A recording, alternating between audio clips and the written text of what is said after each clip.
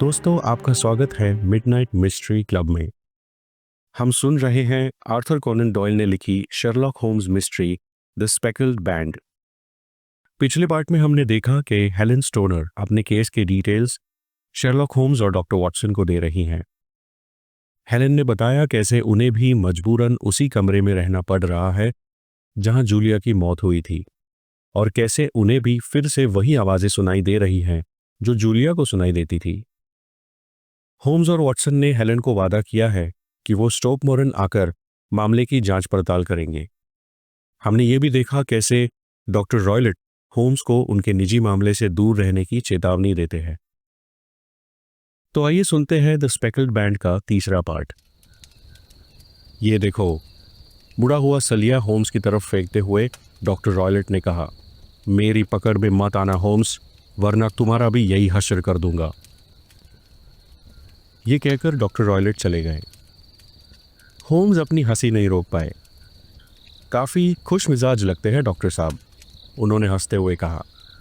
मैं उनके जितना भारी भरकम तो नहीं हूँ, लेकिन अगर वो थोड़ी देर और रुकते तो मैं भी दिखा देता कि मेरी पकड़ उनसे कुछ कम नहीं है।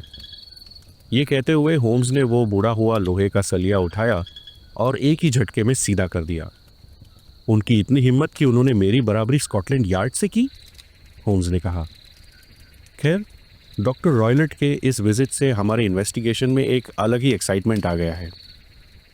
बस मेरी यही आशा है कि मिस हेलेन स्टोनर को अपने स्टेप फादर के गुस्से का सामना ना करना पड़े। चलो वॉटसन, थोड़ा ब्रेकफास्ट कर लेते हैं। उसके बाद मैं जाकर डॉक्टर रॉयलेट की पत्नी मिसेस स्टोनर की वसीयत के डिटेल्स मिलवाने की कोशिश करूँगा। शायद उसमें कुछ ऐसे डिटेल्स मिल जाए जो इस केस में हमारी हेल्प करें। करीब दोपहर 1 बजे होम्स वापस आए। उनके हाथ में एक नीला कागज़ था जिस पर काफ़ी सारे नोट्स और नंबर्स थे। वॉटसन, मैं जूलिया और हेलेन की माँ मिसेस स्टोनर की वसीयत देखकर आया हूँ, होम्स ने कहा। वसीयत के एग्जैक्ट क्लॉजेस और इफ़ेक्ट्स समझने के लिए मुझे उसमें दिए गए इन्वेस्टमेंट्स की करंट वैल्यूज़ कैलकुलेट करनी पड़ी। जब मिसेस स्टोनर की डेथ हुई थी उस समय उनकी टोटल इनकम सालाना कुछ 1100 पाउंड्स थी, लेकिन अब एग्रीकल्चरल यानी कृषि क्षेत्र में दाम गिरने के कारण ये इनकम 750 पाउंड से ज़्यादा नहीं है, काफ़ी कम हो गई है।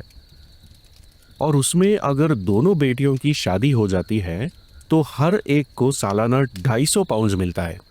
इसका मतलब ये हुआ कि अगर दोनों लड़कियां शादी करती तो रॉयलेट के पास मुश्किल से कुछ पैसा बचता।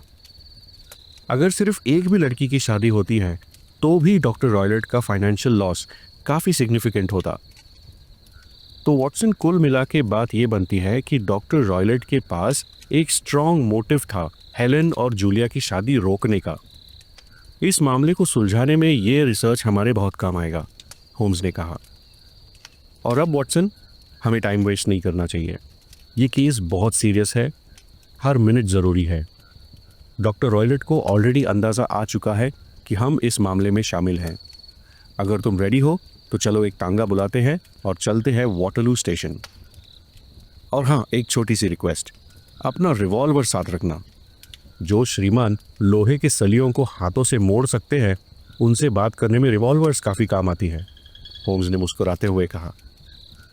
तो एक रिवॉल्वर, एक टूथब्रश, बस मुझे लगता है ये 2 चीज़ें काफ़ी हैं हमारे एडवेंचर के लिए। वॉटरलू स्टेशन पर हमें एक ट्रेन मिल गई जो लेदरहेड जा रही थी।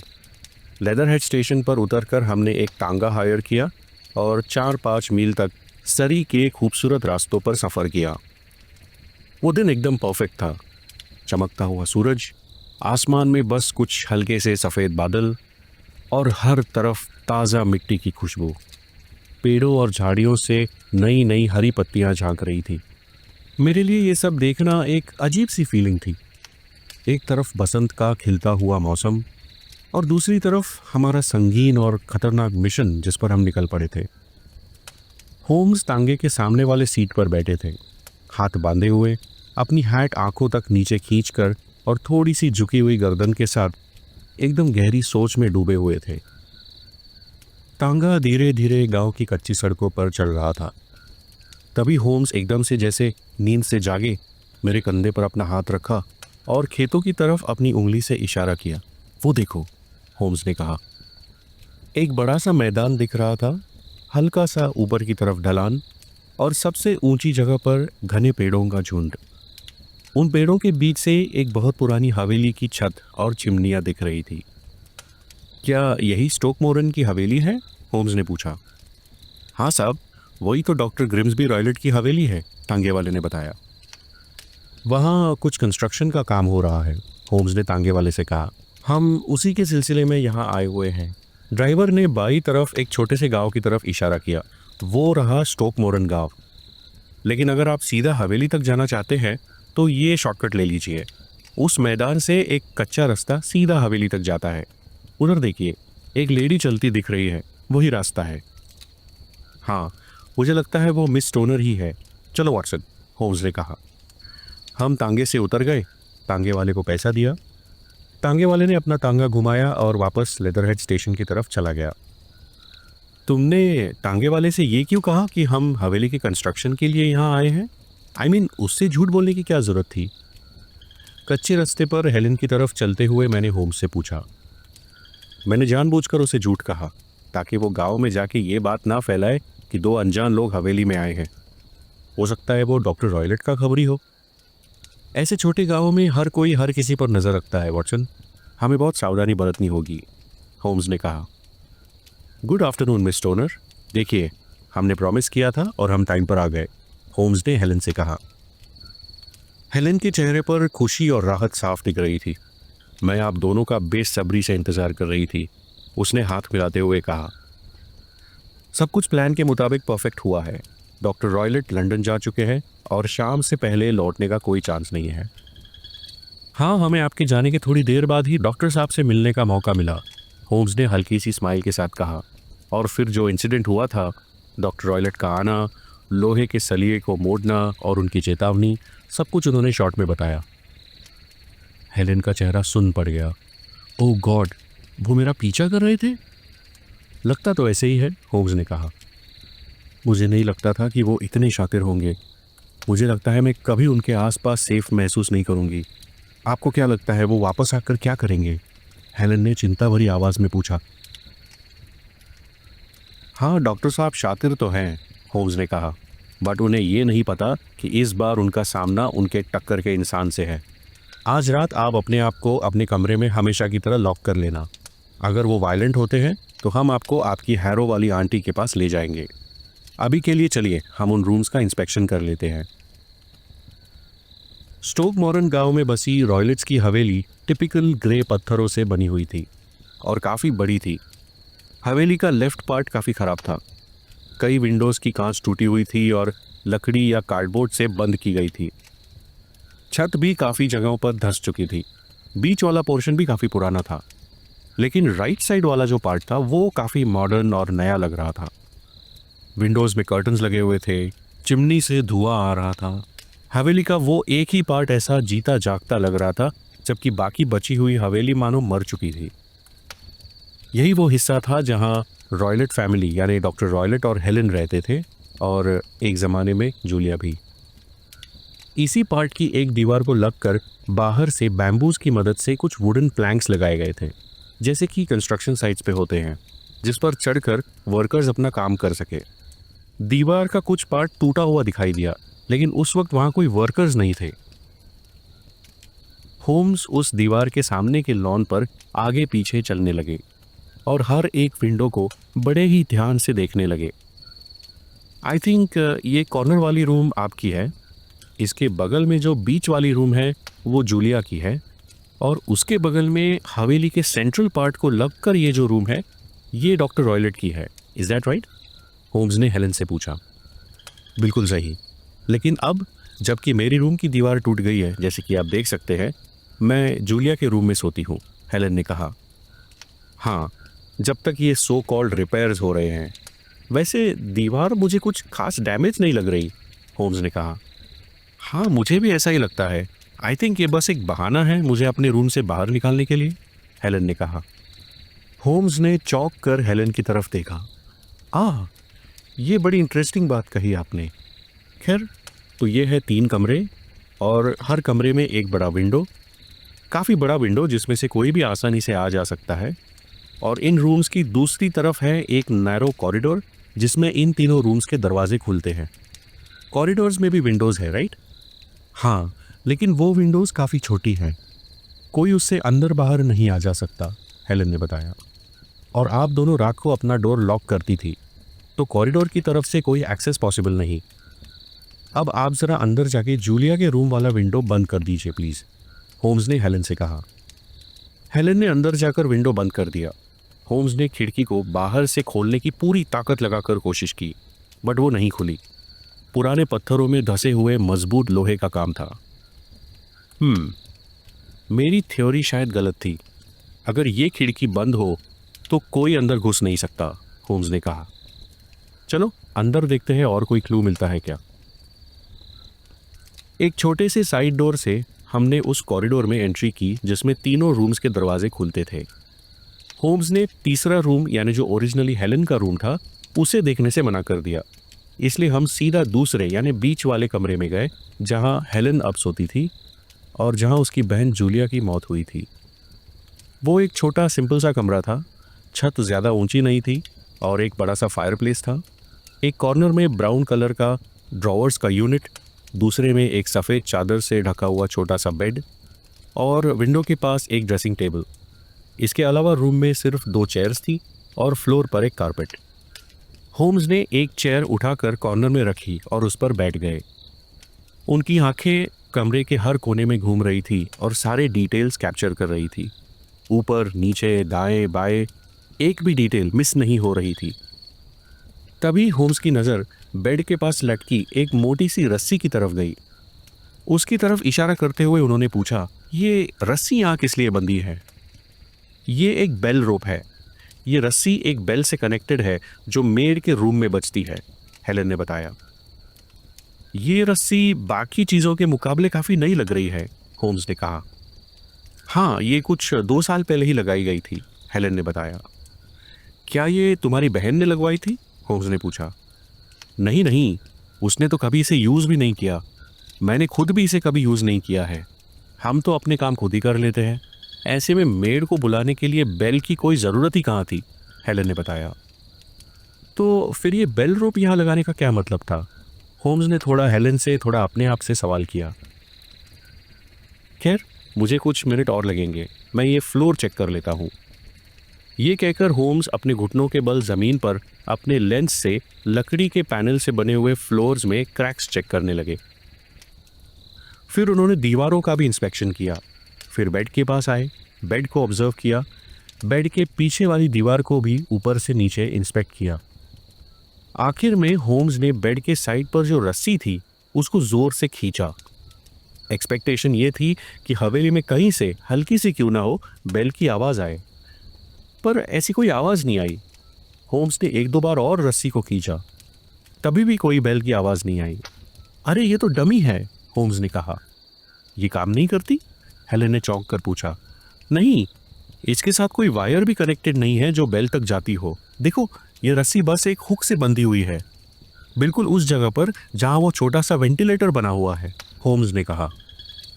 ये तो अजीब है, मैंने भी ये कभी नोटिस नहीं किया, हेलन ने कहा। दिस इज स्ट्रेंज, होम्स ने रस्सी को खींचते हुए कहा। इस कमरे में कुछ अजीब सी बातें हैं जो मुझे समझ में नहीं आ रही, जैसे कि ये छोटी खिड़की, वेंटिलेटर्स जनरली बाहर की तरफ खुलते हैं ताकि रूम में ताज़ी हवा आ पाए। ये वेंटिलेटर इस रूम और बगल वाली रूम के बीच में है। 2 रूम्स के बीच में वेंटिलेटर बनाने का क्या पॉइंट है, जबकि वेंटिलेटर अगर दूसरी दीवार पर हो तो बाहर से ताज़ी हवा अंदर आ सकती है। ये वेंटिलेटर भी काफ़ी नया है, हेलन ने बताया। आई सी, तो ये भी लगभग उसी वक्त बनाया गया होगा जब ये बेल रोप लगाई गई थी, होम्स ने पूछा। हाँ, उस दौरान काफ़ी छोटे मोटे चेंजेस किए गए थे रूम में, हेलन ने कहा। काफ़ी इंटरेस्टिंग चेंजेस हैं, होम्स ने कहा। नकली बेल रोप और एक ऐसा वेंटिलेटर जो बाहर की तरफ ना खुलते हुए दूसरे रूम में खुलता है। मिस स्टोनर, अब अगर आपकी इजाज़त हो तो हम डॉक्टर साहब के कमरे में चलें। डॉक्टर रॉयलेट का रूम थोड़ा बड़ा था, लेकिन फर्नीचर काफ़ी सिंपल था। एक बेड, एक वुडन शेल्फ बुक्स से भरी, ज़्यादातर बुक्स टेक्निकल ही थी। बेड के पास एक आर्म चेयर, और दूसरी दीवार को लगकर एक वुडन चेयर।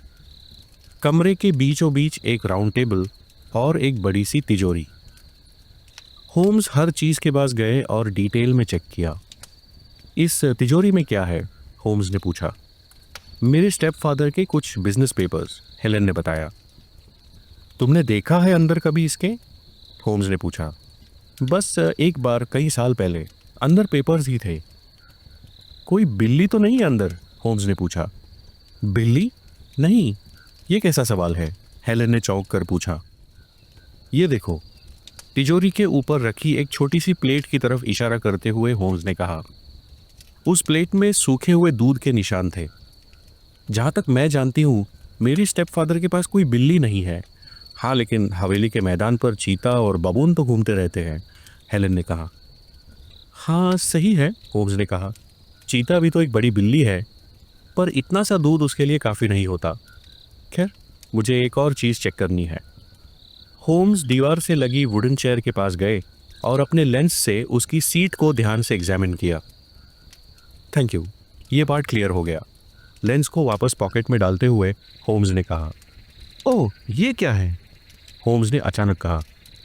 जिस चीज़ की तरफ होम्स का ध्यान गया था वो एक डॉग लीश था, कुत्ते के गले में बांधा जाने वाला पट्टा, और उसके एक एंड पर एक लूप जैसा बना हुआ था, जैसे किसी ने लीश के उस छोर को एक गोल गांठ से बांध दिया हो।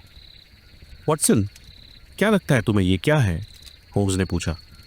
ये तो एक सिंपल सा डॉग लीश है, पर इसके एंड में जैसा ये लूप बना है, इसका क्या मतलब है? मैंने कहा। वही तो, होम्स ने कहा। इस कमरे को देखने के बाद मैं इतना ज़रूर कह सकता हूँ कि यहाँ चीज़ें जितनी सिंपल दिखती हैं उतनी है नहीं, और जब कोई चालाक इंसान अपने दिमाग का गलत इस्तेमाल करता है तो दुनिया काफ़ी ख़तरनाक जगह बन जाती है। मिस टोनर, मुझे लगता है हमने काफ़ी कुछ देख लिया है। चलिए बाहर लॉन में चलते हैं। मैंने होम्स का चेहरा कभी इतना सीरियस नहीं देखा जितना उस वक्त था। हम लॉन में इधर उधर घूमते रहे। ना हेलेन ने कुछ कहा और ना मैंने, क्योंकि होम्स किसी सोच में डूबे हुए थे और हम दोनों ही उनको डिस्ट्रैक्ट नहीं करना चाहते थे। कुछ देर बाद होम्स ने खुद ही सन्नाटा तोड़ते हुए कहा, हेलेन, मैं आपको कुछ बताने जा रहा हूँ और मैं चाहता हूँ कि आप मेरी हर बात को बहुत ही ध्यान से सुने और उस पर अमल करें। मेरी हर इंस्ट्रक्शन पे काम हो, ये बहुत ज़रूरी है। मैं पूरी तरह आपके हाथों में हूँ। बताइए मुझे क्या करना है? हेलेन ने कहा। सबसे पहली बात, आज रात वॉटसन और मैं आपके रूम में रुकेंगे। हेलेन और मैं दोनों चौंक गए। हाँ, ये ज़रूरी है, मैं समझाता हूँ। क्या वो सामने वाली बिल्डिंग क्राउन इन होटल है? होम्स ने पूछा। हाँ वही है, हेलेन ने कहा। परफेक्ट, तो मैं और वॉटसन वहीं पर जाकर एक रूम ले लेंगे। आज रात जब आपके स्टेप फादर वापस आए तब आप सरदर्द का बहाना बनाकर अपने कमरे में चले जाइए।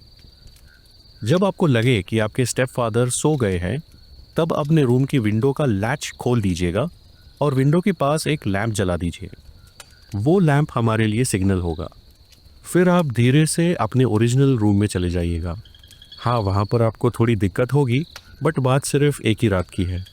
हाँ, मुझे वहाँ कोई ख़ास दिक्कत नहीं होगी, हेलेन ने कहा। दैट इज़ गुड, बाकी सब हम देख लेंगे, होम्स ने कहा। लेकिन आप करेंगे क्या? हेलेन ने पूछा। हम रात भर आपके रूम में रुकेंगे और जानने की कोशिश करेंगे कि वो आवाज़ जिसने आपको कई रातों से परेशान कर रखा है वो आखिर आदि कहाँ से है, होम्स ने कहा। हेलेन ने होम्स का हाथ पकड़ लिया। मिस्टर होम्स, मुझे लगता है आप ऑलरेडी जान चुके हैं कि मेरी बहन के साथ क्या हुआ था। शायद, होम्स ने कहा। तो फिर प्लीज़ मुझे बताइए, हेलेन ने कहा। मेरी बहन की मौत का असली कारण क्या था? मिस टोनर, ज़रा धीरज रखिए। मैं बिना प्रूफ के कुछ नहीं कहना चाहता, मगर शायद बहुत जल्द हमारे पास आपके सारे सवालों के जवाब होंगे, होम्स ने हेलेन के हाथों को सहलाते हुए कहा। लेकिन क्या आप मुझे एटलीस्ट इतना तो बता सकते हैं कि क्या मेरा शक सही है कि वो किसी डर का शिकार बनी? नहीं मिस टोनर, मुझे नहीं लगता। मुझे लगता है जूलिया की मौत का कारण कुछ और था, कोई कल्पना या कोई डर नहीं। अब मिस टोनर, हमें निकलना होगा। अगर डॉक्टर रॉयलेट वापस आ गए और हमें यहाँ देख लिया तो सारा खेल बिगड़ जाएगा। गुड बाय, हिम्मत रखिएगा और मैंने जैसा कहा है वैसा ही करिएगा। तो जो खतरा आपके सर पर मंडरा रहा है वो जल्द ही टल जाएगा। तो दोस्तों, मिडनाइट मिस्ट्री क्लब में ये थी आर्थर कोनन डॉयल की लिखी कहानी द स्पेकल्ड बैंड का तीसरा पार्ट।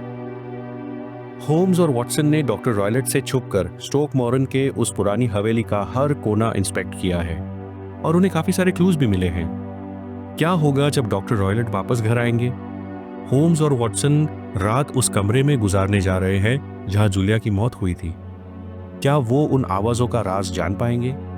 क्या हेलन भी अपने बहन की तरह किसी डर का शिकार बनेंगी? देखेंगे द स्पेकल्ड बैंड के अगले और आखिरी पार्ट में। अगर आपको ये कहानी पसंद आई हो तो लाइक, शेयर और सब्सक्राइब करना ना भूलें। मिलते हैं अगले एपिसोड में सिर्फ मिडनाइट मिस्ट्री क्लब पर। तब तक के लिए goodbye and take care.